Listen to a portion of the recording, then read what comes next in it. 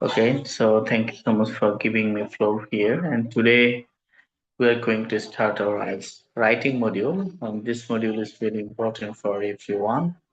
And this module is not only important for the IELTS writing module for the IELTS exam, actually, but also it's important for our average writing skill also. Okay, so this class will be really important for everyone, and this class will be really informative for you. Okay, so in our class, you have to participate in our class. So this is very important, and if you can do it, that will be really helpful for you to get understand properly. আচ্ছা, আমরা এখন আসি। আমরা জানি যে IELTS এর total 4টা মডিউলের মধ্যে একটা মডিউল হচ্ছে রাইটিং পার্ট। আমরা জানি আইএলটিএস এর টোটাল ব্যান্ড স্কোর হচ্ছে 9। রাইটিং পার্টে মূলত আপনাকে সময় দেওয়া হবে হচ্ছে 1 ঘন্টা, এবং আপনাকে এই 1 ঘন্টার মধ্যে 2টা টাস্ক সম্পন্ন করতে হবে। আই মিন 2টা লেখা আপনাকে লিখতে হবে। সো আমরা যদি একটু খেয়াল করি, টাস্ক 1 ফার্স্ট যেটা লিখতে হয় সেটাকে বলে টাস্ক 1। সো টাস্ক 1টাকে ডিসক্রাইবিং আ ডাটা সেট, অর্থাৎ একটা পাই চার্ট অথবা গ্রাফ অথবা টেবল অথবা ম্যাপ, এগুলো দেওয়া থাকবে। আপনাকে জাস্ট সেটাকে ডিসক্রাইব করতে হবে, বর্ণনা করতে হবে। এন্ড আরেকটা হচ্ছে আর্গুমেন্টেটিভ টপিক, যেমন যেটাকে টাস্ক 2 বলে। একটা কোশ্চেন দেওয়া থাকবে, আপনাকে সেই কোশ্চেনটাকে লজিকলি আনসার করতে হবে। লজিকলি কেন? কারণ হচ্ছে মেইনলি আইএলটিএস এর যেটা হয় যে তারা যে কোশ্চেন গুলা করে, এই কোশ্চেনের জন্য স্পেসিফিক কোনো আনসার নাই যে আমাকে এটা বলতেই হবে, না হলে আমি আনসারটি হবে না, বিষয়টা এরকমটা না। ধরেন আপনার জন্য কোশ্চেন আসলো যে drug addiction is really important for every, sorry, drug addiction is increasing day by day in our society. What are the problems and the solutions? এখন ড্রাগ অ্যাডিকশনের কারণে কি কি সমস্যা হচ্ছে আপনার সমাজে বা আমাদের সমাজে, সেটা আমরা 2টা সমস্যার কথা বলবো। দেন ওই 2টার সমাধান, লজিক্যালি কি সমাধান হইতে পারে সেরকম সমাধানের কথা বলবো। That's it. অর্থাৎ আপনি যে আপনার কাছে যেটা সমস্যা মনে হবে ওইটার আনসার।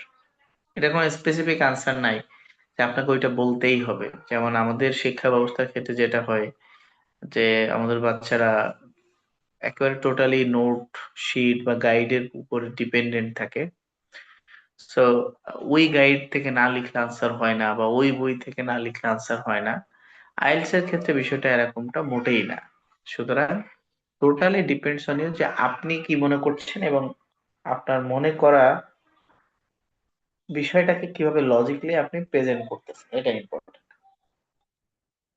আচ্ছা, এখানে আরেকটা ইন্টারেস্টিং বিষয় হচ্ছে, আমরা জানি যে আইএলটিএস এর রাইটিং এর যেহেতু 9 ব্যান্ড স্কোর, এর মধ্যে 3 হইতেছে টাস্ক 1 এর জন্য, অর্থাৎ 9 এর মধ্যে 3 হচ্ছে 3 আউট অফ 9, এটা হচ্ছে টাস্ক 1 এর জন্য। আর টাস্ক 2 এর জন্য 6 আউট অফ 9। অর্থাৎ আমাদের স্কোরটা 3 ভাগের 2 ভাগ স্কোর 2 এর জন্য, টাস্ক 2 এর জন্য, আর 1 ভাগ স্কোর হচ্ছে টাস্ক 1 এর জন্য। তো এইটা হচ্ছে আমাদের মেইনলি বিষয়। এখন আমরা যেহেতু টাস্ক 1 এ মার্কস কম, অর্থাৎ 3 ভাগের 1 ভাগ, সো আমরা এখানে সময়ও দেব 3 ভাগের 1 ভাগ, আই মিন 60 মিনিটের মধ্যে 20 মিনিট সময় দেব। অন্যদিকে টাস্ক 2 যেটা, এটা যেহেতু এখানে 3 ভাগের 2 ভাগ মার্কস, যার কারণে এখানেও আমরা সময় দেব 3 ভাগের 2 ভাগ, অর্থাৎ 60 মিনিটের মধ্যে 40 মিনিট সময় দিব আমরা টাস্ক 2 এর জন্য। আমরা যদি একটু খেয়াল করি রাইটিং টাস্কের মার্কিং ক্রাইটেরিয়াটা কি, দেখুন আইএলটিএস এর ক্ষেত্রে খুবই ইম্পর্টেন্ট জিনিস হচ্ছে তাদের মার্কিং ক্রাইটেরিয়াটাকে ফলো করে আনসার গুলাকে লেখা।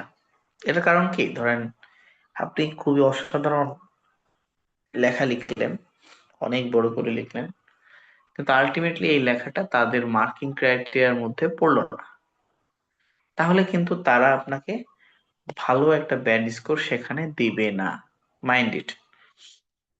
কিন্তু আপনি মোটামুটি তাদের যে রিকোয়ারমেন্ট সেটা ফিল আপ করে তাদের ক্রাইটেরিয়া অনুযায়ী লেখেন, তাহলে ডেফিনেটলি তারা আপনাকে এখানে আইএলটিএস রাইটিং মডিউলে একটা খুব ভালো স্কোর দিবে। কারণ ইট ডিপেন্ড, মানে টোটালি ডিপেন্ডস অন ইউ যে আপনি তাদের ক্রাইটেরিয়াটা কতটুকু ফলো করে লিখছেন। আপনি যদি অনেক বেশি লেখেন এটার মধ্যে কোনো সার্থকতা নাই, যতক্ষণ না পর্যন্ত আপনি তাদের ক্রাইটেরিয়াটা ফলো করে লিখবেন।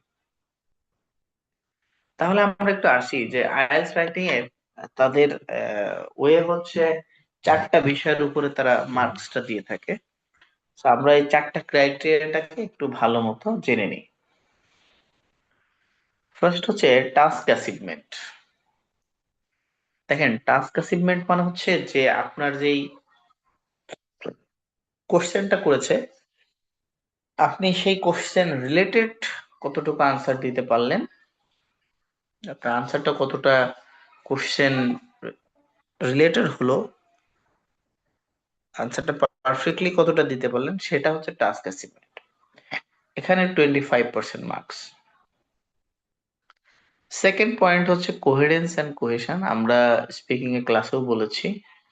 অর্থাৎ একটা লেখা বলার, মানে লেখার ক্ষেত্রে বা কোনো কিছু কথা বলার ক্ষেত্রে কোহেরেন্স এন্ড কোহেশনটা ইম্পর্টেন্ট। কারণ কি, উই হ্যাভ টু নো যে which sentence I have to say in the beginning and which sentences we have to say in the next. অর্থাৎ শুরুতে কোনটা দিয়ে আমরা শুরু করব, কোন সেন্টেন্স দিয়ে, এরপরে কোনটা দিব, তারপরে কোনটা দিব। অর্থাৎ একটা সেন্টেন্সের সাথে আরেকটা সেন্টেন্স রিলেটিভ, মানে কতটা রিলেটেড, এইটার উপরে ডিপেন্ড করবে বাকি 25%। এরপর আসেন লেক্সিক্যাল রিসোর্স। এখন লেক্সিক্যাল রিসোর্সটা হচ্ছে আপনার মধ্যে কিছু ভোকাবুলারি, কিছু স্ট্যান্ডার্ড এন্ড অ্যাডভান্স কিছু ভোকাবুলারি আছে কিনা, নাকি আপনার পুরো লেখাটাই খুবই কমন এন্ড সিম্পল কিছু ভোকাবুলারিজ দিয়ে সাজিয়েছেন। And as it is an standard uh, language proficiency test, so definitely you have to use some advanced vocabularies, and you have to use some advanced grammatical range. So this is very very important. So এখানেও 25% marks. And finally grammatical range and accuracy, it is very important যেহেতু এটা একটা formal writing, so you have to follow the grammatical rules and accuracy. কারণ আপনি যদি ধরেন subject singular, verb যদি plural দিয়ে বসে থাকেন, আবার সাবজেক্ট প্লুরাল, ভার্ব সিঙ্গুলার দিয়ে বসে থাকেন, এগুলা কিন্তু খুব স্ট্রং ইরর্স। তো এই ধরনের বিষয়গুলো করা যাবে না। আবার যেখানে পাস্ট টেন্স হবে আপনি প্রেজেন্ট টেন্স ব্যবহার করেছেন, বা প্রেজেন্ট টেন্স হবে পাস্ট টেন্স ব্যবহার করেছেন, এই জায়গাগুলো থেকেও আমাদেরকে সচেতন থাকতে হবে। এখন আসেন আইএলটিএস রাইটিং টাস্ক 2 1 নিয়ে আমরা আজকে কথা বলবো, 2টা আমরা পরবর্তীতে কথা বলবো। দেখেন, এখানে খুব ক্লিয়ারলি আমরা মেনশন করেছি যে এখানে সময় মূলত 20 মিনিট। কারণ যেহেতু স্কোর হচ্ছে 1/3 of writing exam score, so you have to give 20 minutes on writing task 1। আচ্ছা, এখানকার কাজটা কি? কারণ আন্ডারস্ট্যান্ডিং এক্সপ্লেইনিং ডাটা। সো ডেটাটা বুঝতে হবে, যেমন আহ, আপনারা হয়তো করেছেন যে ইন্টারমিডিয়েটের কিছু সেগমেন্ট থাকে, কোশ্চেন থাকে যে একটা পাই চার্ট, গ্রাফ বা টেবল থাকে, সেটাকে এক্সপ্লেইন করতে হয়। তো আই থিঙ্ক আপনারা এটার সাথে পরিচিত অনেকেই, এবং আপনারা যেহেতু সায়েন্স রিলেটেড সাবজেক্ট গুলাতে পড়েন, অনেকাংশে এই ধরনের কাজগুলো আপনাদের করতে হতে পারে। তো এখানে মূলত pie chart, bar graph, line graph, map, process diagram, flow chart, এগুলা মূলত এই ধরনের কোশ্চেন গুলা থেকে থাকে। আচ্ছা, আর এখানে আমাদের কাজটা কি? To describe the data set in a well structured simple way so that reader can visualise the data set without seeing it. অর্থাৎ আপনাকে একটা গ্রাফ বা একটা চার্ট বা একটা টেবল এমন ভাবে এক্সপ্লেইন করতে হবে, যেন আপনার লেখাটা পড়ে একজন এক্সামিনার বা রিডার যে, তার কাছে পুরো পিকচারটা ইমাজিনেশনে চলে আসে। অর্থাৎ লেখা পড়ে পিকচারটা যাতে সে থিঙ্ক করতে পারে, ইমাজিন করতে পারে, এরকম করে প্রত্যেকটা ইনফরমেশন গুলাকে ক্যাপচার করে আপনাকে লিখতে হবে। এটা খুবই ইম্পর্টেন্ট।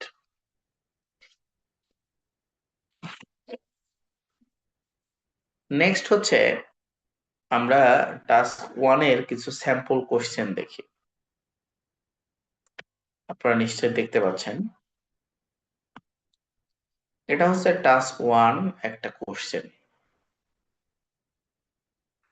দেখেন, এই কোশ্চেনে কি বলা হচ্ছে, USA labour force employment 1930 to 2010, 1930 থেকে 2010 সাল পর্যন্ত ইউএসএ তে লেবার ফোর্স এমপ্লয়মেন্ট হয়েছে কি পরিমাণ সেটা দেখানো হয়েছে। অর্থাৎ তাদের সেক্টর, ওয়ার্ক সেক্টর গুলাতে কোন সেক্টরে কি পরিমাণ এমপ্লয়ি আসলে ইনভলভ ছিল, সেরকম একটা রেশিও এখান থেকে দেখানো হয়েছে। আপনারা যদি একটু দেখেন, এখানে বলা হয়েছে যে ফার্মিং এন্ড ফিশিং, অর্থাৎ এখানে এই যে কালারটা, এটা হচ্ছে ফার্মিং এন্ড ফিশিং। আচ্ছা, এখন আসেন, ফার্মিং এন্ড ফিশিংটা আপনারা যদি দেখেন যে 1930 সালে হাইয়েস্ট লেভেলে ছিল, একদম 70% of people they were involved in the farming, fishing and foresting. কিন্তু আমরা যদি এটা একটু খেয়াল করি, দেখেন 1970 সালের পরে একটা ড্রামাটিক চেঞ্জ হয়েছে 1980 সাল পর্যন্ত। 1990 সাল পর্যন্ত কিছুটা সমানভাবে গেছে, এবং 2010 সালে পর্যন্ত এটা একদম অলমোস্ট 0 বা 1-2% নেমে গেছে। একটা বিশাল পরিবর্তন এখানে হয়েছে। আবার আমরা যদি একটু দেখি যে সেলস এন্ড অফিস, দেখেন এটা অ্যাপ্রক্সিমেটলি 5% ছিল, সেটা 1940-এর পরে অনেক কমে গেছিল। আবার 1950-এর পরে এটা খুব স্বাভাবিক গতিতে বাড়তে বাড়তে ফাইনালি 20% পর্যন্ত এখানে গেছে। আপনি যদি ইন্ডাস্ট্রিয়ালটা দেখেন, যে এটা একদম জিরো ছিল 1950 সাল পর্যন্ত, 60 সাল পর্যন্ত কিছুটা বেড়েছে, 70-ও এটা বাড়ার হারটা ছিল, 1990 সাল পর্যন্ত এটা একটা ব্যাপক পরিবর্তন হয়েছে, ড্রামাটিক এক্সচেঞ্জ, ড্রামাটিক ইনক্রিজ হয়েছে। ইন্ডাস্ট্রিয়াল স্টেটে তারা ব্যাপকভাবে নিজেদেরকে ইনভলভ করেছে, এবং 1990 থেকে 2010 সাল পর্যন্ত তারা অলমোস্ট এই রেশিওটা ধরে রেখেছে, প্রায় 40-এর কাছাকাছি। Around 40% of people they're involved in 1990 to 2010। Technical সেক্টরে কি হয়েছে দেখেন, টেকনিক্যাল সেক্টর একদম জিরো ছিল, এটা 1960 সাল, এরপর 70-এ আবার হঠাৎ করে কমে গেছিল, এরপরে 80 সালে আবার হঠাৎ করে বেড়ে গেছে, 90 সাল পর্যন্ত স্বাভাবিক গেছে, এবং 2010 সাল পর্যন্ত এটা এখন হাইয়েস্ট লেভেলে আছে, এখানে সেকেন্ড লেভেলে আছে। তো আদার সার্ভিসে কি হইলো, আদার সার্ভিসে তারা 10% ছিল, এটা 1950 40 পর্যন্ত এটা বাড়তি ছিল, এরপর হঠাৎ করে আবার কমছে, আবার বাড়া কমার মধ্য দিয়ে ফাইনালি 10% এসে দাঁড়িয়েছে। তো আমরা এই গ্রাফটা দেখে মূলত আমাদের সামনে কি ভাসতেছে, যে ওভারঅল যদি আমরা বলতে চাই তাহলে কি বলা যায়? কে একজন বলেন তো, যে এটা এক সেন্টেন্সে কি বলা যায় পুরো জিনিসটা, কাছে কি মনে হয়?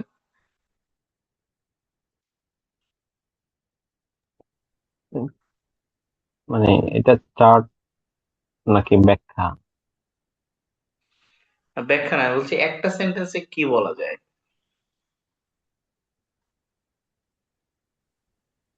তো মানে বুঝতেছি না। আচ্ছা, আচ্ছা দেখেন, আমরা যদি এটাকে বলি যে ওভারঅল যে এই সময়ের মধ্যে শুরুতে ইউএস এর লেবার ফোর্স তারা ফার্মিং, ফিশিং এন্ড ফরেস্টিংটা তাদের কাছে খুব জনপ্রিয় একটা ইনভলভমেন্ট বা পেশা ছিল। দিন দিন সেইটার রেশিও অনেক কমছে, মানে পপুলারিটি। অন্যদিকে industrial, sales and office, technical এই সেক্টর গুলো ক্রমান্বয়ে এমপ্লয়মেন্টের রেশিওটা বাড়ছে। এটাই তো বলা যায় নাকি, এভাবে যদি এটা কি আমরা বলি? বলা যায় কি না যে জব ফিল্ড মানে চেঞ্জ হওয়া আর কি, বা হুম, হচ্ছে ওয়ার্কিং ফিল্ড? ওই তো মানে আগে মানুষ এই সেক্টরে ওয়ার্ক বেশি কাজ করতো বা বেশি ইনভলভমেন্ট ছিল তাদের, এবং যত সময় যাচ্ছে বা যত সময় গেছে তত তারা টেকনোলজি, ইন্ডাস্ট্রি, হ্যাঁ, সেলস এন্ড অফিস বা অন্যান্য পেশাগুলোতে ইনভলভমেন্ট হচ্ছে তাদের মধ্যে। ফার্মিং, ফিশিং এন্ড ফরেস্টিং এর রেশিওটা এখন কমে গেছে, দ্যাটস ইট। দেখেন এখানে আর এখানে একটা, কিন্তু আমরা এটা কতটুক লিখবো, মানে যদি লেখার বিষয় আসে। হ্যাঁ আমি বলবো, সবই বলবো, আমরা আগে কোশ্চেনটা বোঝার চেষ্টা করি, হ্যাঁ, কোন ধরনের কোশ্চেন থাকবে, ঠিক আছে?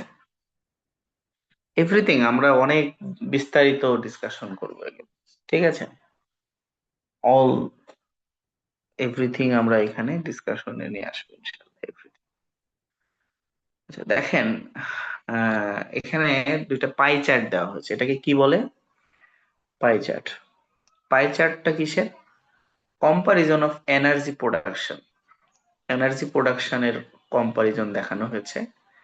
1995 সালের একটা পাই চার্ট এবং 2005 সালের একটা পাই চার্ট দেখানো হয়েছে। এখন 1995-তে কি ছিল?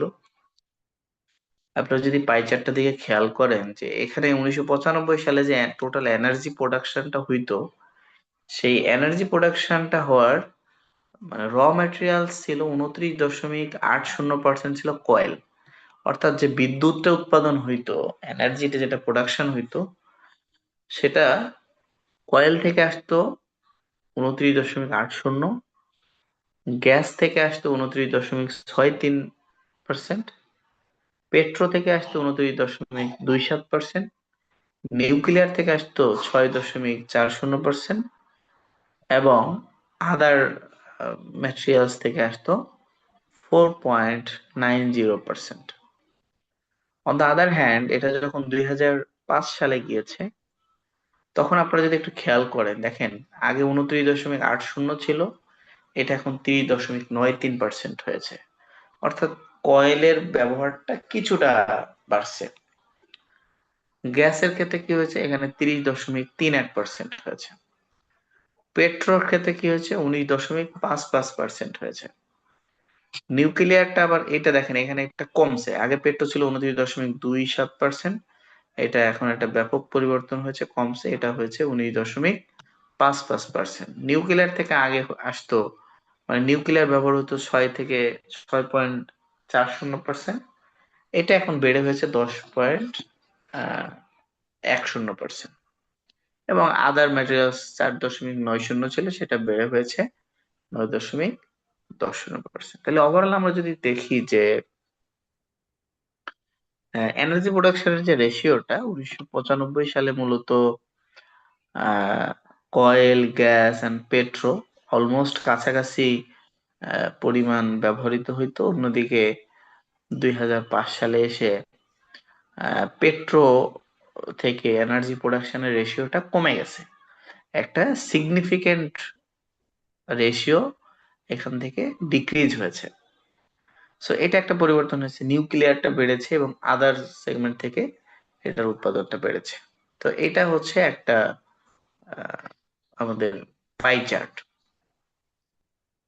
এখানে একটা টেবিল দেয়া আছে, এই টেবিলটা একটু আপনারা দেখে পড়ে বোঝার চেষ্টা করেন তো দেখি কি অবস্থা, এরপরে বলবেন কেউ একজন যে আপনারা কি বুঝলেন, টেবিল থেকে কি বোঝা যাচ্ছে।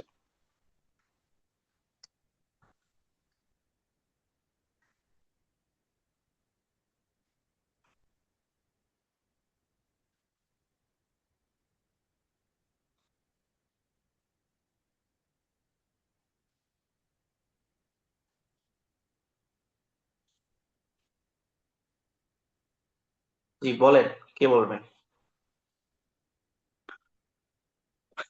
এখানে দুইটা স্কুলের কম্পারিজন দেখানো হচ্ছে 2005 সাল এবং 2015 সালের মধ্যে।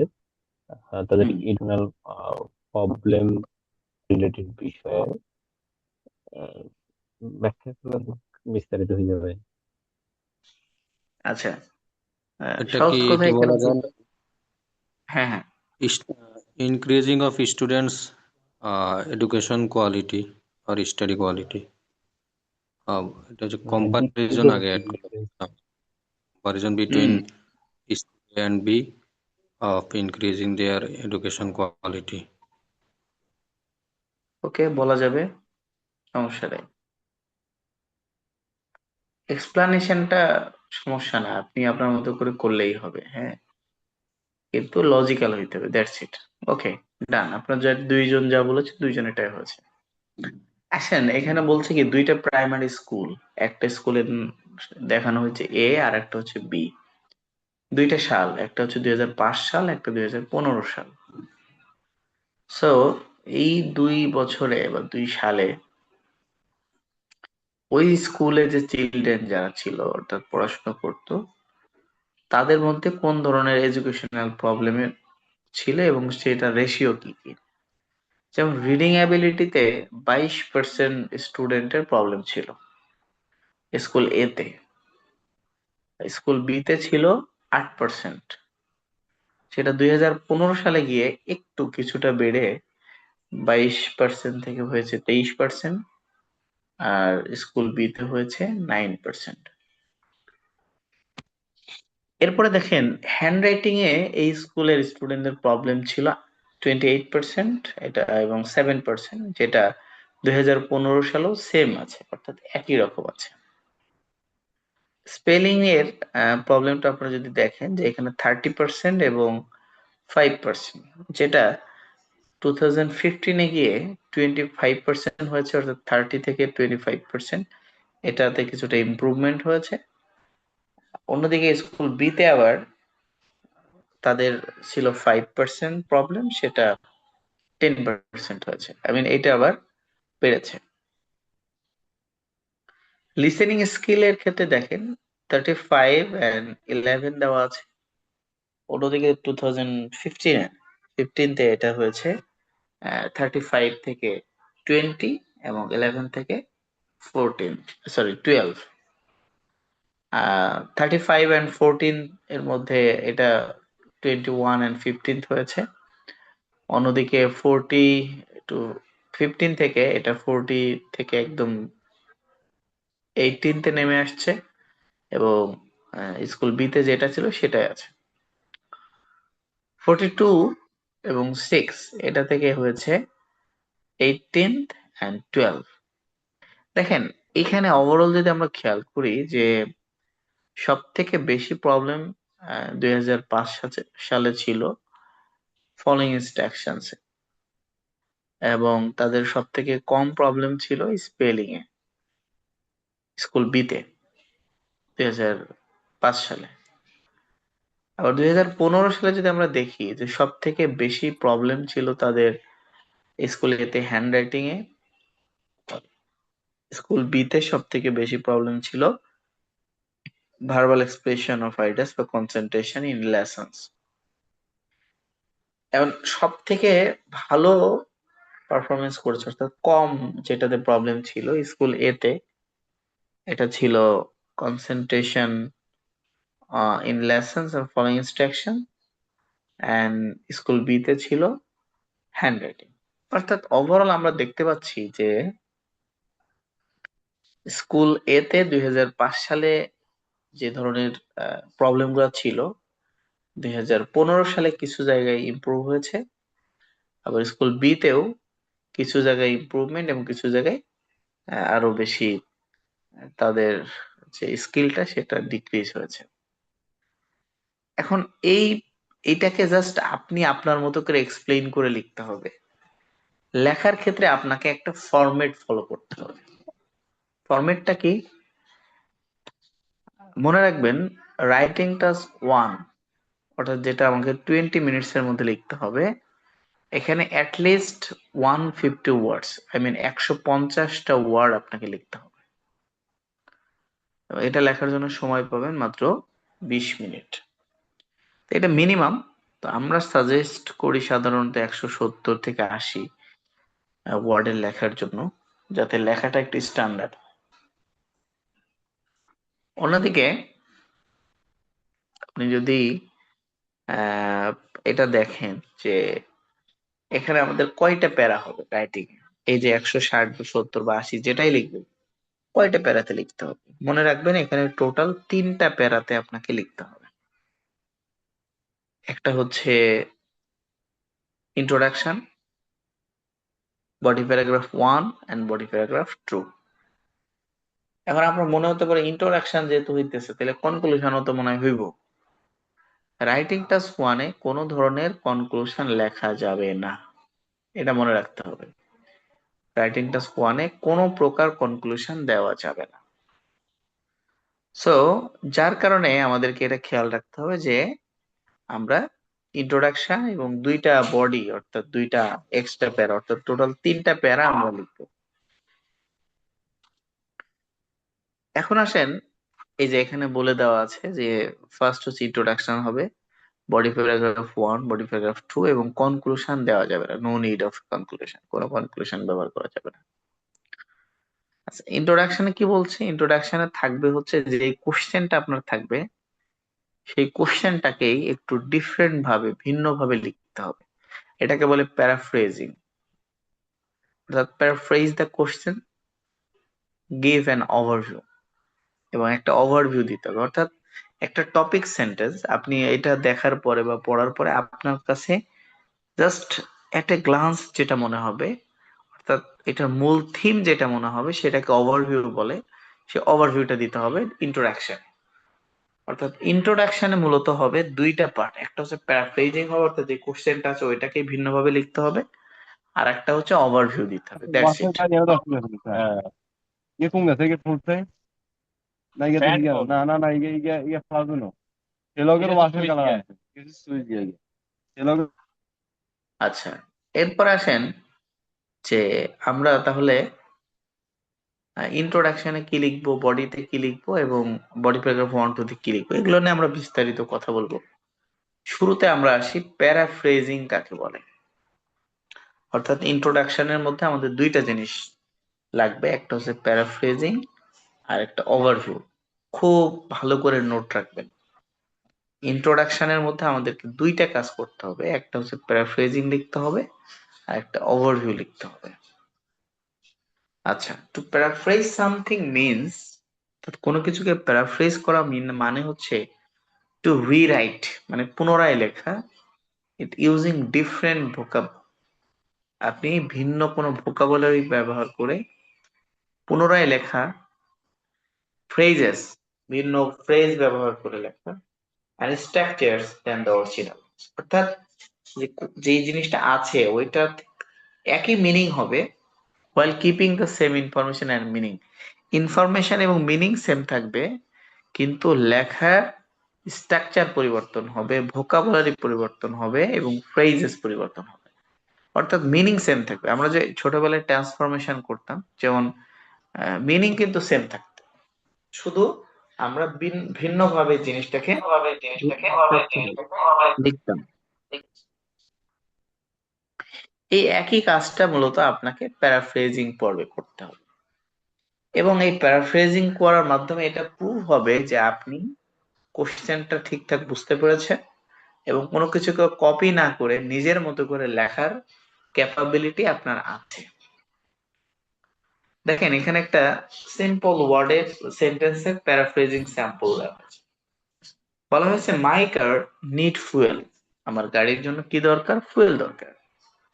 তো আমরা কারটাকে বলতে পারি মাই ভেহিকল, নিড না বলে আমরা রিকোয়ার্স বলতে পারি, আর ফুয়েলটাকে ফুয়েলই রাখতে পারি। এখন প্যারাফ্রেজিং মিন্স কিন্তু এটা না যে আপনাকে পুরাটা অর্থাৎ পুরা সেন্টেন্সই আলাদা ওয়ার্ডে লিখতে হবে, আপনি কোনো একটা সিঙ্গেল ওয়ার্ডে ব্যবহার করতে পারবেন না, বিষয়টা এরকম না। যেটা নাউন আছে সেটা তো আপনার প্যারাফ্রেজিং করার কিছু নাই, নাউনই হবে। যতদূর সম্ভব ভিন্ন স্ট্রাকচার ভিন্ন ভোকাবুলারি ব্যবহার করে লেখা। যেমন এখানে আরেকটা স্ট্রাকচার দেওয়া আছে, সেন্টেন্স দেওয়া আছে, যেমন relatively few people actually know what the festival of Eid represents, অর্থাৎ খুব কম সংখ্যক মানুষ এটা জানে যে ঈদের তাৎপর্য, গুরুত্ব, মাহাত্ম্য কি। তো খুব কম সংখ্যক লোক জানে, মানে অধিকাংশ লোক জানে না। সো এখানে বলে যে it is not commonly known, এটা সবার জন্য জানা নাই বা জানা নেই যে হোয়াট ইট সিগনিফাইস, ঈদের তাৎপর্য কি, গুরুত্ব কি। জাস্ট এটাকে আলাদাভাবে লেখা হয়েছে। আচ্ছা, এরপরে আরেকটা দেওয়া হচ্ছে only a minority of people know how to prepare food properly for patient, যে খুব অল্প সংখ্যক মানুষ, মাইনরিটি অফ পিপল, তারা জানে হাউ টু প্রিপেয়ার, কিভাবে তৈরি করতে হয়, ফুড খাবার, প্রপারলি সঠিকভাবে, ফর এ পেশেন্ট একটা রোগীর জন্য। তো এটাকে বলা হয়েছে তাহলে মাইনরিটি পিপল জানে, তাহলে মেজরিটি লোক জানে না, তাহলে the majority of people do not know the correct method of preparation for a patient.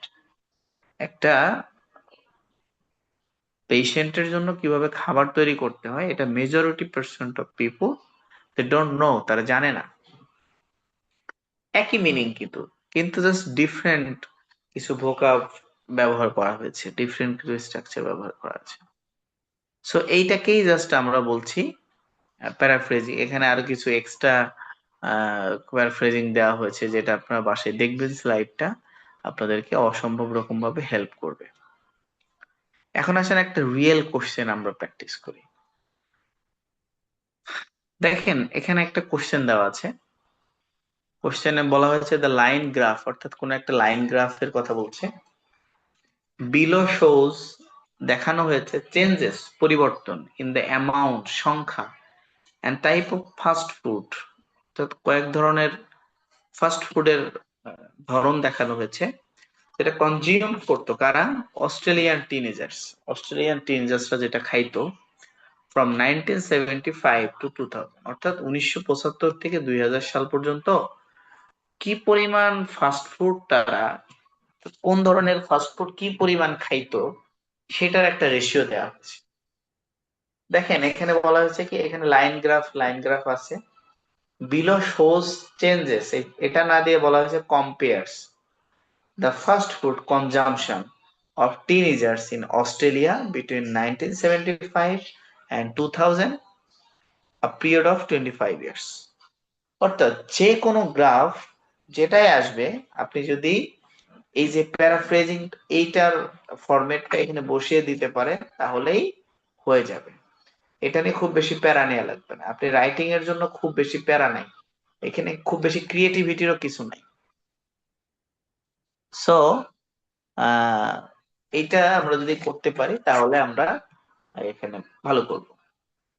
এখন আসেন প্যারাফ্রেজিং আ রিয়েল কোশ্চেন, এখানে আরেকটা কোশ্চেন দেওয়া আছে, যেমন the graph below show people in European city reached their office and got back home in 1959 and 2000।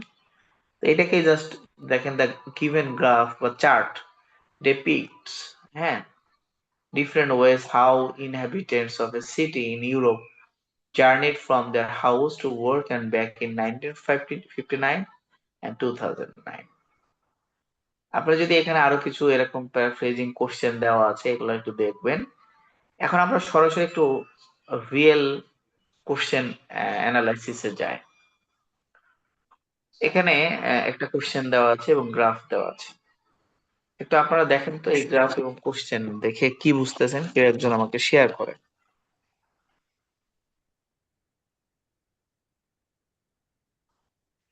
দেখেন।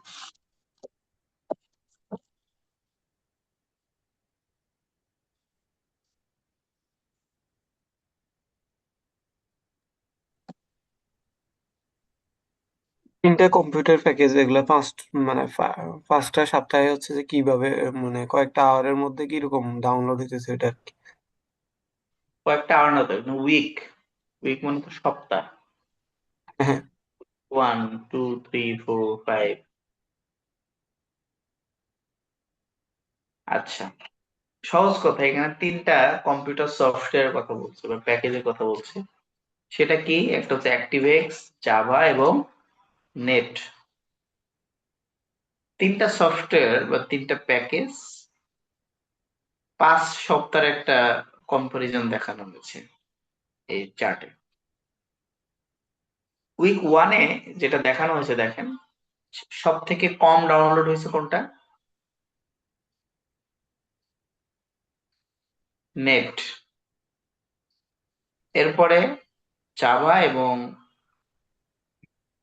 Sorry, হ্যাঁ, এবং সব থেকে বেশি হয়েছে অ্যাক্টিভএক্স। উইক 2-তে গিয়ে কি হয়েছে? সব থেকে কম হয়েছে আবার, মানে আগে যেটা ছিল উইক 1-এ তার থেকে আরো কমছে নেট। জাভাটা আবার গত ইয়ার থেকে বাড়ছে এবং অ্যাক্টিভএক্সও বাড়ছে। উইক 3-তে গিয়ে নেট আরো কমছে, জাভাটা অলমোস্ট কাছাকাছি আছে আগেরটার মতোই এবং অ্যাক্টিভএক্সটা বাড়ছে। উইক 4-এ গিয়ে আবার নেটের ডাউনলোড করার রেশিওটা বাড়ছে, জাভার রেশিওটা বাড়ছে এবং অ্যাক্টিভএক্স এর রেশিওটা কিছুটা কমছে আগের সপ্তাহ থেকে। উইক 5-এ গিয়ে ফাইনালি মানে পুরা সপ্তাহ থেকে সব থেকে বেশি ডাউনলোড হয়েছে উইক 5। কিন্তু আমরা যদি একটু খেয়াল করি, এই তিনটা প্যাকেজের মধ্যে, তিনটা সফটওয়্যার মধ্যে সব থেকে বেশি ডাউনলোড হয়েছে কোনটা? কি দেখে কি মনে হচ্ছে বলেন তো? ActiveX, ActiveX. আর সব থেকে কম? নেট। নেট। নেট।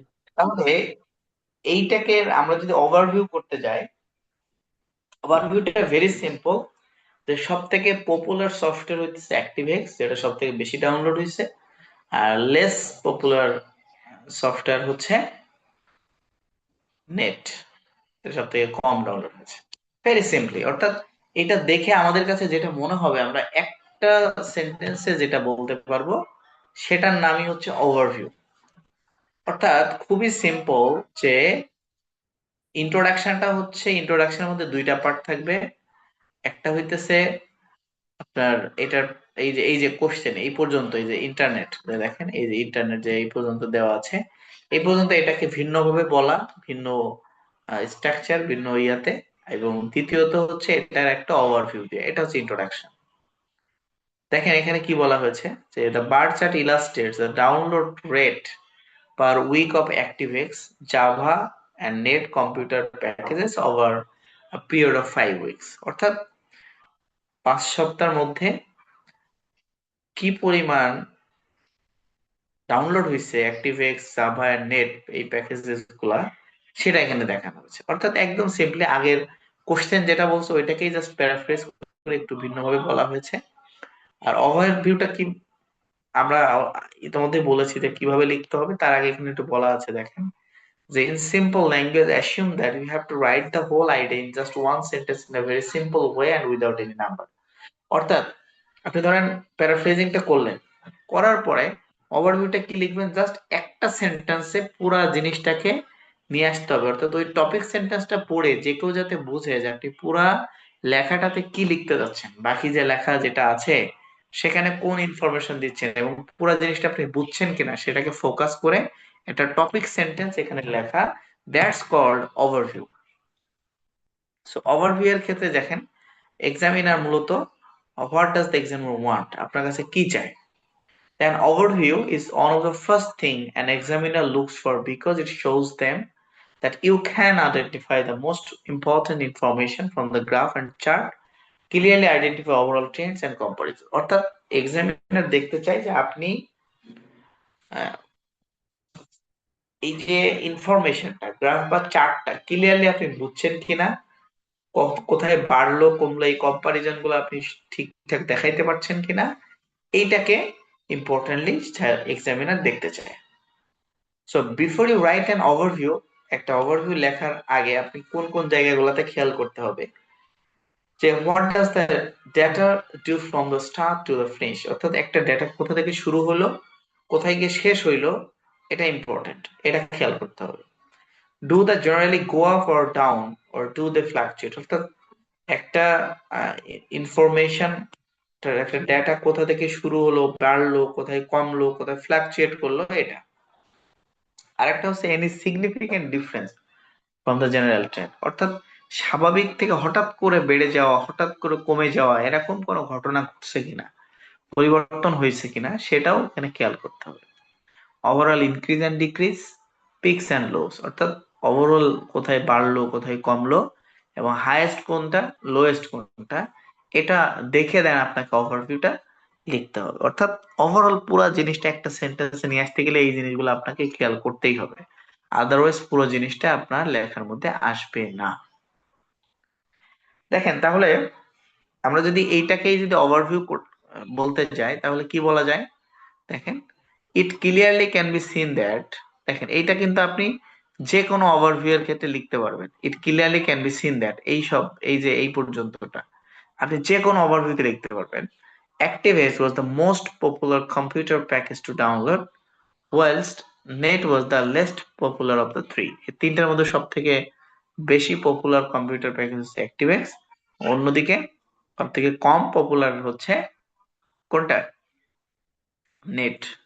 সো এইটা এখানে এটাই বলা হয়েছে যে কোনটা বেশি কোনটা কম, এটা ওভারঅল বলে দেওয়া হচ্ছে যে এটা সব থেকে বেশি পপুলার। আমরা এটা যে দেখছিলাম, আমরা এটার ওভারভিউ কি দেওয়া যায়, দেখেন এইটা আমরা কিন্তু অলরেডি কথা বলছিলাম এই যে টিনেজার্স, অস্ট্রেলিয়ান টিনেজার্সদেরকে নিয়ে। তো এখানে কি বলতেছে একটু গ্রাফটা দেখে বলেন তো, গ্রাফটা দেখে কি মনে হইতেছে একটু এক্সপ্লেইন করার ট্রাই করেন তো। কয়েকটা ফাস্ট ফুড সম্পর্কে মানে এগুলা অস্ট্রেলিয়ান টিনেজারের মধ্যে কেমন তা তো বলছে, কিন্তু কোন এটার সময় পাড়া তোমার ক্ষেত্রে দেখে কি মনে হইতেছে, তারা এখন কোন ধরনের খাবার সব থেকে বেশি পছন্দ করে? Over the time burghers. সময়ের সাথে সাথে তারা বলেন আচ্ছা, ওরা হ্যামবার্গার 1975 সালের দিকে তারা সব থেকে বেশি খাইতো কি, fish and natural chips. Fish food, মানে এই যে এক বছরের 65 দিনের মধ্যে তারা 100 বার ফিশ অ্যান্ড চিপস খাইতো। ঠিক আছে, এই যে এখানে বলে দেওয়া আছে নাম্বার অফ টাইমস ইটেন পার ইয়ার, অর্থাৎ এক বছরে তারা 100 বার পর্যন্ত ফিশ অ্যান্ড চিপস খাইতো। আর অন্যদিকে এই যে দেখেন হ্যামবার্গারস এন্ড পিৎজা, এটার খাওয়ার রেশিওটা অলমোস্ট 10 or 5 এরকম ছিল আর কি। কিন্তু এখন দেখা গেছে কি যে তারা ফিশ অ্যান্ড চিপস খাওয়ার রেশিওটা অনেক কমে গেছে 2002 সালে, সরি 2000 সালে। অন্যদিকে পিৎজা এন্ড হ্যামবার্গার খাওয়ার রেশিওটা আবার কি অনেক বেড়ে গেছে। অর্থাৎ এটা 1975 সালে যেমন ছিল দেখেন একদম কম ছিল, এটা 85 সাল পর্যন্ত একটা ড্রামাটিক পরিবর্তন হয়েছে। এরপরে 1995 সাল পর্যন্ত এটা খুব স্বাভাবিক গতিতে বেড়েছে এবং 95 থেকে 2000 সাল পর্যন্ত এটা অলমোস্ট কাছাকাছি সমান গেছে আর কি। আবার 1975 সালে পিৎজা খাওয়ার রেশিওটা আপনি যদি দেখেন 80 সাল পর্যন্ত এটা স্বাভাবিক গেছে একদম 85 পর্যন্ত। এখানে অলমোস্ট বলা যায় যে পুরো সময়টাই ঊর্ধ্ব গতিতে ছিল, কোথাও হঠাৎ করে কমে যায়নি। তো 95 সাল পর্যন্ত এখানে ছিল এবং 2000 সাল পর্যন্ত এটা সমান গতিতে গেছে। অন্যদিকে ফিশ অ্যান্ড চিপস দেখেন খাওয়ার রেশিওটা হঠাৎ করে কিছুটা কমছে, আবার একটু বাড়ছে, আবার যে কমা শুরু করছে সেটা কমতেই আছে এবং সর্বশেষ এটা জাস্ট বিলো 40 তে নেমে চলে গেছে। ওভারঅল আমরা দেখে বুঝতেছি যে দিন দিন তাদের কাছে ফিশ অ্যান্ড চিপসটা অনেক বেশি জনপ্রিয় খাবার মানে ছিল, সেটা মানে লেস জনপ্রিয় পপুলার হয়ে গেছে। অন্যদিকে তারা এখন ফিশ অ্যান্ড পিৎজা অ্যান্ড হ্যামবার্গারটা বেশি খাচ্ছে, এই খাবারগুলো তার কাছে অনেক বেশি, তাদের কাছে অনেক বেশি জনপ্রিয় হয়েছে।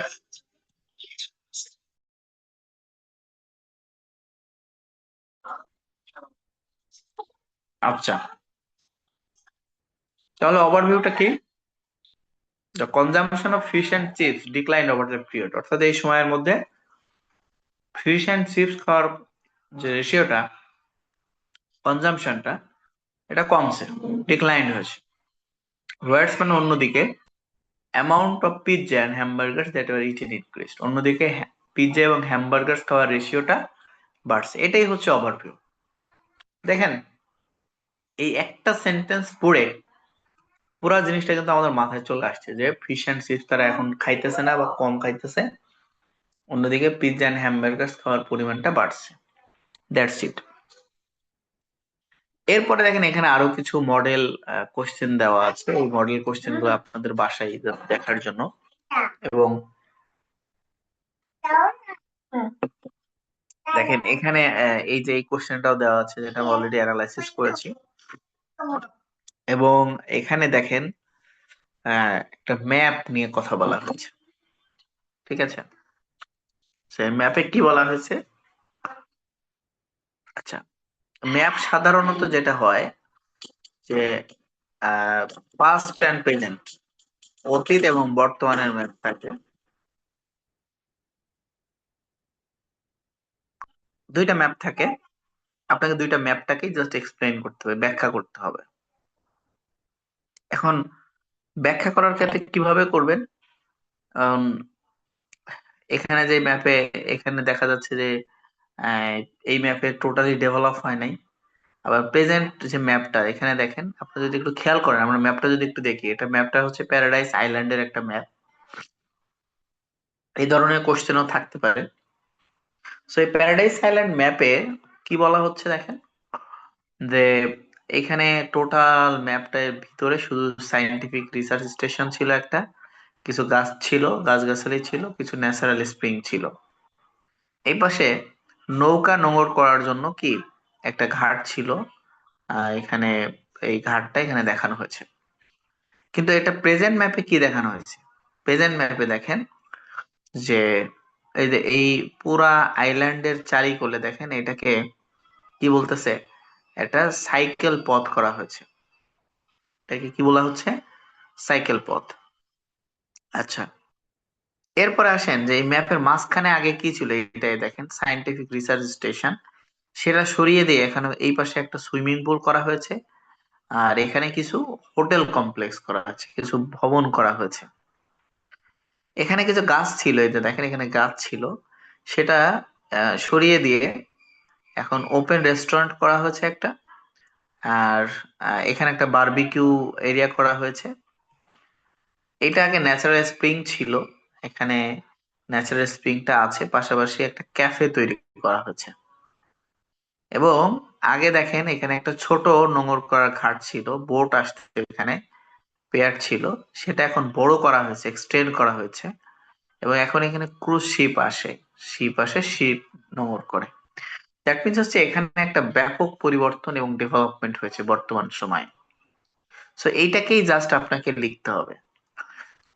এখন আসেন যে আমি এই যে আপনাদেরকে এটা দেখালাম, এই যে পিৎজা, ফিশ এন্ড হ্যামবার্গার, এটার একটা টোটাল মডেল আনসার এখানে দেওয়া আছে এখানে। এবং এখানে যে আনসারটা দেওয়া আছে এটা হচ্ছে 9 লেভেলের মডেল আনসার।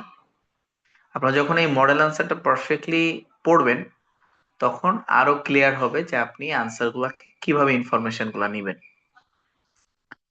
অর্থাৎ বডি প্যারাগ্রাফ 1 এবং 2 যেটা, এটা আপনি টোটালি আপনার মতো করে এক্সপ্লেইন করতে পারবেন, ঠিক আছে? এখন ধরেন এখানে ফিশ অ্যান্ড চিপস এর কথা আছে, এখন আপনি যদি বডি প্যারাতে 1-এ ফিশ নিয়ে কথা বলেন, যে তার টোটাল এখান থেকে কখন বাড়ছে কমছে, ফিশ অ্যান্ড চিপস নিয়ে কথা বললেন বডি প্যারাগ্রাফ, বা অথবা আপনি পিৎজা এন্ড হ্যামবার্গার্স নিয়ে কথা বললেন বডি প্যারাগ্রাফ 1-এ, আর প্যারাগ্রাফ 2 তে, বডি প্যারাগ্রাফ 2 তে গিয়ে আপনি ফিশ অ্যান্ড চিপস নিয়ে কথা বললেন, দুইটার মধ্যে একটা কম্পারিজন দেখাইলেন, যে আগে মানুষ এটা বেশি খাইতে, এখন এটা বেশি খায়। সো এটা হচ্ছে আপনি টোটালটা নিজের মতো লিখবেন। এখানে ইটস নট লাইক যে আপনি মানে কোনো কিছু ফলো করে, তবে আপনি যদি কোনো একটা ধরেন এই টাইপের কোশ্চেন, চার্ট টাইপের কোশ্চেন, যদি একটা মডেল আনসার খুব ভালোভাবে আইডিয়া করে যেতে পারেন, অর্থাৎ প্রত্যেকটা কোশ্চেন প্যাটার্ন নিয়ে যদি একটা ভালো মতো মডেল আনসার আইডিয়া নিয়ে যেতে পারেন, তাহলে খুব সহজে সেটা থেকে লেখা যায়। যার কারণে আমি এখানে প্রত্যেকটা কোশ্চেনের জন্য আমরা একটা করে ব্যান্ড 9 এর মডেল আনসার দেওয়া হয়েছে, যাতে করে আনসার গুলো পড়ে আপনারা আইডিয়া নিয়ে আপনাদের মতো লিখতে পারেন। এখন আসেন যে এই এই যে বাড়া কমা, এই বিষয়গুলোকে এক্সপ্লেইন করার জন্য কিছু ভোকাবুলারিজ দরকার। আমাকে এর আগেও কয়েকজন কোশ্চেন করেছেন, ভাইয়া যে আমরা কোন ধরনের ভোকাবুলারিজ পড়বো। দেখেন, রাইটিং এর জন্য আপনি মানে লিখতে হবে টোটাল 400 ওয়ার্ড। এখন 400 ওয়ার্ডের মধ্যে ধরেন যে নাউন, প্রিপোজিশন, এরপর হচ্ছে আর্টিকেল, কনজাংশন, এইগুলা দিয়ে দেখবেন যে অলমোস্ট 300 হয়ে গেছে। কিছু সুন্দর ভার্ব ব্যবহার করা, কিছু অ্যাজেক্টিভ নিয়ে আসা, কিছু জায়গায় সুন্দর অ্যাডভার্ব নিয়ে আসা, একটা কিছু ভোকাবুলারি, 100 ভোকাবুলারিজ এক্সট্রা লাগে। এখন এর মধ্যে আপনি 40-50টা ভোকাবুলারিজ আপনি পারেন অলরেডি, এখন বাকি থাকে কত? অর্থাৎ 30টা-25টা যদি আপনি ভালো ভোকাবুলারিজ অর্থাৎ অ্যাডভান্স ভোকাবুলারিজ আপনি পারেন, তাহলে কিন্তু রাইটিং এ বাজিমাত করা যায়। ঠিক আছে, খুব সহজে রাইটিং এ বাজিমাত করে দেয়। এটার জন্য হাজার হাজার ভোকাবুলারি পড়ে আপনি একটাও ব্যবহার করতে পারলেন না, ইউটিলাইজ করতে পারলেন না, এটা করার মধ্যে খুব একটা সার্থকতা নাই। তো যার কারণে আমরা এখানে যে ভোকাবুলারিজ গুলো দিচ্ছি, অর্থাৎ এখানে দেখানো হয়েছে, দেখেন এখানে এই রেশিওটা আপনি যদি একটু খেয়াল করেন, যে এখানে দেখেন আস্তে আস্তে বাড়তেছে, এটাকে বলে ক্লাইম্ব বা গ্রাজুয়ালি অর স্লোলি ইনক্রিজ। এটা কি স্লোলি ইনক্রিজ বা climb, slowly or gradually climb, বাড়তেছে। এখন আসেন এইখানে দেখেন, এখান থেকে হঠাৎ করে এই পর্যন্ত, দেখেন এই পর্যন্ত হঠাৎ করে বেড়ে গেছে। তো হঠাৎ করে বেড়ে যাওয়াটাকে বলে শার্পলি বা ড্রামাটিক্যালি ইনক্রিজড। এই যে হঠাৎ করে বেড়ে যাওয়া, মানে একটা স্বাভাবিক গতি থাকা আছে, এই যেমন এখানে স্বাভাবিক গতি ছিল, এটা হঠাৎ করে বেড়ে গেছে, এটাকে ড্রামাটিক ইনক্রিজ বলে বা হচ্ছে শার্প ইনক্রিজ বলে। দেখেন বাড়তে বাড়তে হঠাৎ করে আবার ফল করছে, অর্থাৎ এটা টার্ন করছে, এটাকে বলে স্লাম্প বা প্লান্টেড। সো এই টার্ন করে যখন এটা ডিক্রিজ হয়েছে, হওয়ার পরে দেখেন এখানে আবার কিছুটা সমান গেছে, এই জায়গাটা কি গেছে, সমান গেছে। সো এটাকে বলে স্টেবিলাইজড বা লেভেলড অফ। আবার সমান যাওয়ার পরে যখন এটাকে আবার কমতেছে আস্তে আস্তে, এটাকে বলে স্লাইটলি ড্রপড, স্লাইটলি ডিক্রিজ বা ডিক্লাইন্ড, এটা বলে। এখন দেখেন এখানে আরো কিছু দেখানো হয়েছে যে এটাকে ইনক্রিজ বলা হচ্ছে, এটা হচ্ছে র্যাপিড ইনক্রিজ, অর্থাৎ হঠাৎ করে বেড়ে যাওয়া, র্যাপিড বা ড্রামাটিক ইনক্রিজ, এটাকে পিক হাইয়েস্ট। হ্যাঁ, আবার এই যে দেখেন এইটা যদি যদি আপনি খেয়াল করেন, যে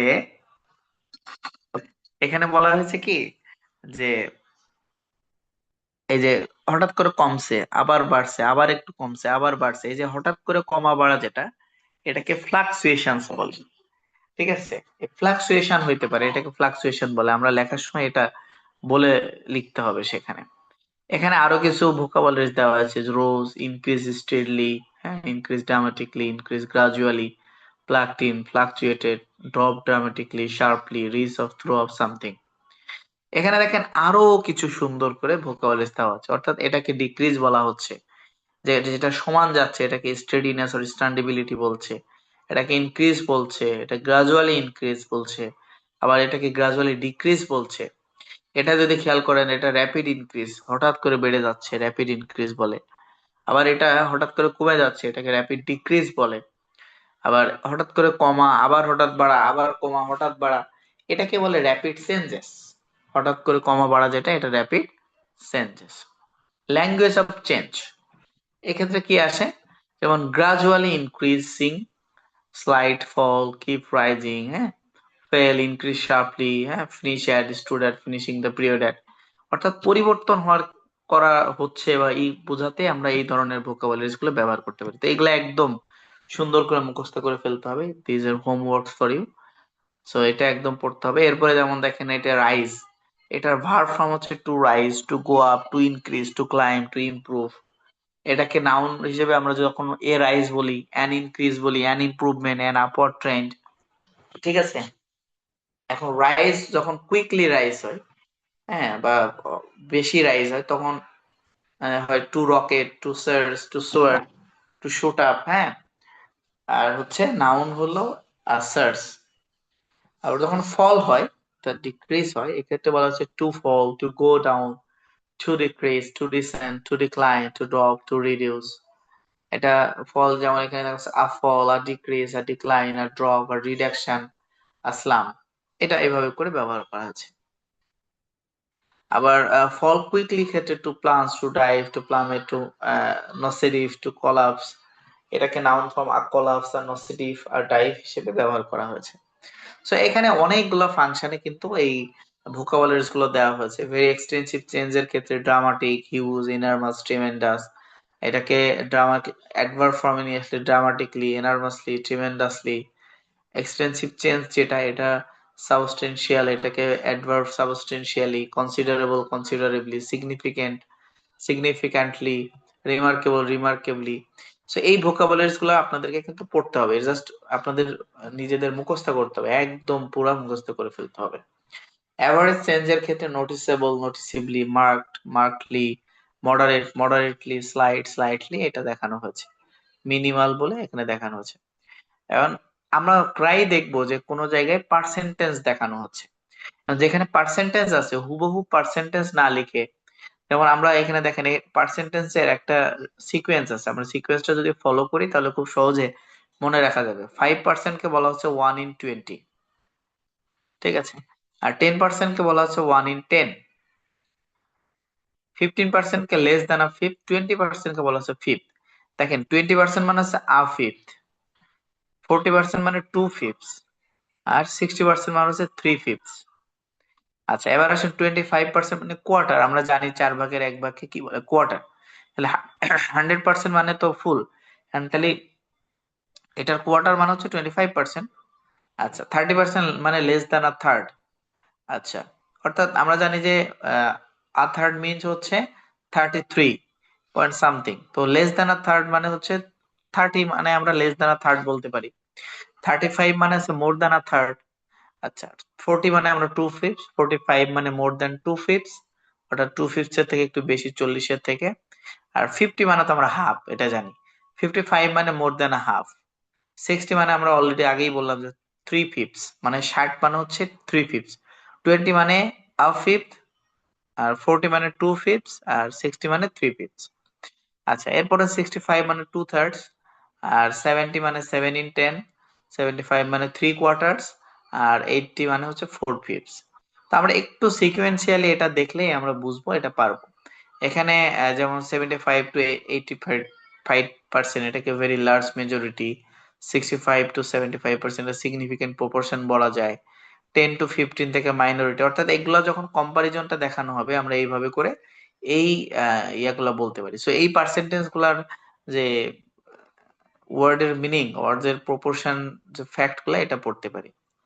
শেষে কিছু সেন্টেন্স দেখানো হয়েছে যে আমাদের কোনো জায়গায় 40 থেকে একটা 40% থেকে 90% কোনো কিছু বেড়ে গেছে, তো সেক্ষেত্রে আমরা বলতে পারি the percentage jump from 40 to 90, অথবা the number of students sword from 50 to 45, 500 to 4500 in 1960।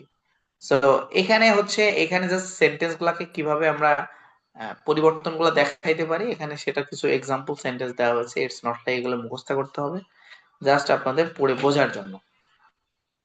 Finally এখানে যেটা দেওয়া হচ্ছে খুবই ইম্পর্টেন্ট, সেটা হচ্ছে আমরা ইন্ট্রোডাকশনটা যখন লিখবো তখন একদম শুরুটা কিভাবে করব। শুরুটা করব দ্য গ্রাফ শোজ, অথবা the table reveals, the chart displace, অথবা দ্য ডায়াগ্রাম ইলাস্ট্রেটস, অথবা some interesting facts concerning dash are revealed in the diagram, several key trends are revealed by the sharp showing।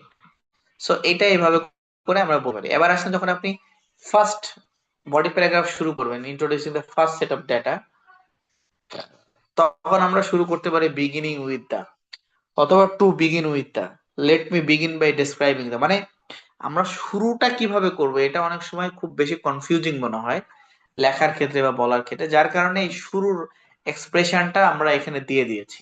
আপনি যদি শুরু করেন begin with দা দিয়ে আপনি বলা শুরু করলেন, বা টু বিগিন উইথ দা, বা let me begin by describing the. Second information বলার ক্ষেত্রে মিন হোয়াইল, অর্থাৎ বিপরীত আনসার দেওয়ার ক্ষেত্রে meanwhile the dash shows that, হ্যাঁ, অথবা it shows that, turning to the, it can be seen that, এভাবে করে আমরা বলতে পারি। এরপরে ধরেন আপনি ফার্স্ট কথা বলতেছেন কিন্তু দুইটা তিনটা বা এরকম ইনফরমেশন যখন আপনি দিবেন তখন আপনি বললেন ফার্স্ট অফ অল, এটা দিয়ে শুরু করা, it clearly seen that, most noticeable of all, it can be seen that the first result worth pointing out is that, এরপরে একটু কম ইম্পর্টেন্ট জিনিসকে যখন আপনি পরিচয় করাবেন বা ফ্যাক্ট কে পরিচয় করবেন, another trend that can be observed that, it also worth pointing out that, হ্যাঁ এইগুলাকে আমরা এখানে বলতে পারি। এখন আমরা যখন কোনো এক্সেপশন বা ভিন্ন কোনো ইনফরমেশন দিব তখন আমরা হাউএভার দিয়ে শুরু করতে পারি, this was not always the case, however it should be pointed out that, হ্যাঁ, এটা বলতে পারি। আবার কন্ট্রাস্টিং এন্ড কম্পারিজনের কোনো কিছু বললে সিমিলারলি বাই কন্ট্রাস্ট, হ্যাঁ, a similar trend can be observed in, হ্যাঁ, এইভাবে করে আমরা এগুলো বলতে পারি। কোনো ইনফরমেশন দেওয়ার ক্ষেত্রে, যোগ করার ক্ষেত্রে আমরা এগুলো বলতে পারি, এবং ফাইনাল কোন ইনফরমেশন একদম লাস্টে গিয়ে বলার ক্ষেত্রে to sum up, in summary, in short, overall, on the whole, এগুলাকে আমরা বলে শেষ করতে পারি। ফাইনালি আপনাদের জন্য কয়েকটা মডেল অ্যান্সার দেওয়া হয়েছে, যে মডেল অ্যান্সার গুলো যাতে করে আপনাদেরকে হেল্প করে যে আমরা ব্যান্ড 9 এর একটা লেখা লিখতে গেলে কিভাবে লিখতে পারি এবং কতটুকু লিখতে পারি সেটা এখানে দেখানো হয়েছে। So that's all about our writing task one class. এখনো রাইটিং টাস্কের উপরে আমাদের আরো 2টা ক্লাস হবে শুধু টাস্ক 1 এর উপরে। সো আপনাদের যাদের কোনো কনফিউশন আছে, আশা করছি আরো যে কোশ্চেন প্যাটার্ন গুলো আছে সেটা নিয়ে যখন ক্লাস হবে সেখানে আরো বেশি বিস্তারিত কথা হবে ইনশাল্লাহ। তো এটা একদম ইনিশিয়াল একটা আইডিয়া দেওয়ার আমরা চেষ্টা করলাম যে রাইটিং টাস্ক 1 এর ক্ষেত্রে কোন ধরনের কোশ্চেন গুলো আসে এবং এটার আইডিয়াটা কিভাবে নিতে হয়। এখন আপনাদের মূলত বাসায় যেটা হোমওয়ার্ক সেটা হচ্ছে, যাদের কাছে কেমব্রিজ বইগুলো আছে, আগামীকালকে আপনারা যে কোনো 2টা রাইটিং এর শুধু ইন্ট্রোডাকশন এবং ওভারভিউ যে কোনো জায়গা থেকে, বিশেষ করে গ্রাফ যেটা দেখালাম আমি, গ্রাফ বা হচ্ছে চার্ট, এই 2টা টাইপের যে কোনো 2টা, যে কোনো কেমব্রিজ থেকে এটা ওভারভিউ এবং ইন্ট্রোডাকশনটা লিখে দিবেন এবং সম্ভব হলে আপনার ফুল লেখাটা এক্সপ্লেইন করে দিবেন। অর্থাৎ প্যারা হবে টোটাল 3টা: introduction, body paragraph 1, body paragraph 2। ইন্ট্রোডাকশনে থাকবে একটা প্যারাফ্রেজিং, অর্থাৎ যেই কোশ্চেনটা থাকবে সেটাকে জাস্ট ভিন্নভাবে লেখা, আর একটা হচ্ছে পুরো ওভারঅল থিমটা লেখা, এটাকে ওভারভিউ বলে। সো ইন্ট্রোডাকশনের মধ্যে এটা থাকবে। বডি প্যারাগ্রাফ 1-এ ধরেন যে কোনো একটা জায়গায় 5টা বিষয় নিয়ে কথা বলা হয়েছে, তাহলে বডি প্যারাগ্রাফ 1-এ আপনি 3টা নিয়ে কথা বললেন, বডি প্যারাগ্রাফ 2-তে 2টা বিষয় নিয়ে কথা বললেন, বলে এটার একটা কম্পারিজন টেনে সামারি টেনে দিলেন আর কি। সো এইটা হচ্ছে ওভারঅল রাইটিং এর ফ্যাক্ট। এখন আপনাদের যদি কোনো স্পেসিফিক কোয়েরিজ থাকে দেন করতে পারেন।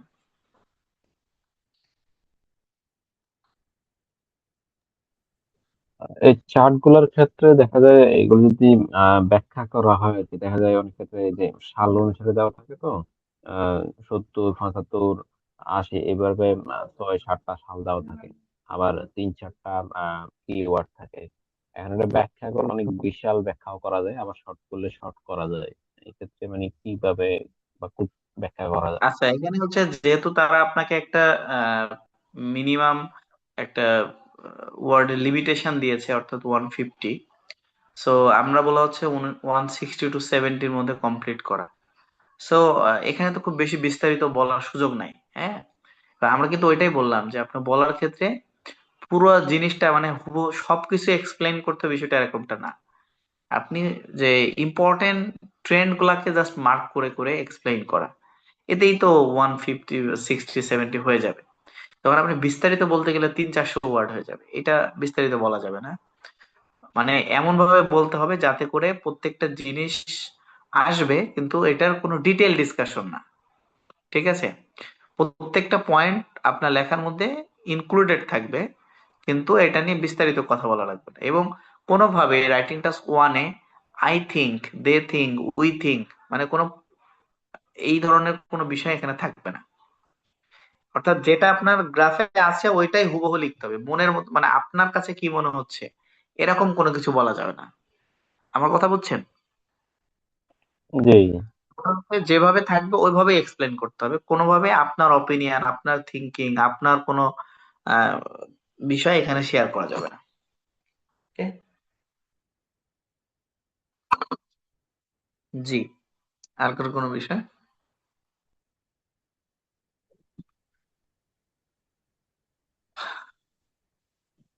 জি, আপনাদের যদি কারো কোনো কোয়েরিজ না থাকে তাহলে আমরা আজকের ক্লাস এখানে শেষ করবো আর কি। আসসালামু আলাইকুম।